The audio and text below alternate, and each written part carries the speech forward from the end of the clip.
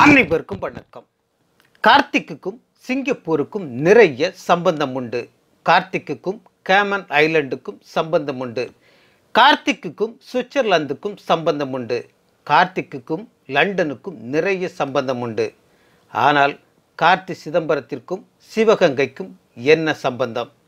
அவருடைய முன்னோர்கள் அங்கே வாழ்ந்தார்கள் என்பதா? அது கிடக்கட்டும். கார்த்திக்குக்கும் காங்கிரசுக்குமாவது சம்பந்தம் உண்டா? அப்பாவுக்கோ பையனுக்கோ ஏதாவது ஒரு பதவி கொடுத்தால் கொஞ்சம் அங்கே இங்கே வருவார்கள். இல்லை என்றால் பார்ட்டி ஆபீஸ் ஏரியா பக்கமே வரமாட்டார்கள்.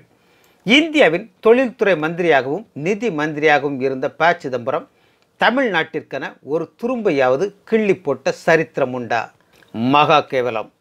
ராகுல் காந்தி வந்து இங்கே ஆங்கிலத்தில் பேசும்போது அதை மொழிபெயர்க்கிறேன் என்று பயங்கர காமெடி செய்தாரே தங்கபாலு. ஏன் ஹார்வர்டில் படித்த அப்பாவோ மகனோ அந்த வேலையை செய்திருக்கலாமே. ஐய கேவலம். ராகுல் பேசுகிறதெல்லாம் நான் மொழிபெயர்க்கிறதா? சி து, என் மதிப்பு என்ன ஆகிறது? இதுதான் அவர்கள் நினைப்பு. தமிழக காங்கிரஸ் தலைவர்களைப் போல கிப்போக்ரைட்டுகளை பார்க்கவே முடியாது. மற்ற நேரத்திலெல்லாம் எங்கே இருப்பார்கள் என்றே தெரியாது.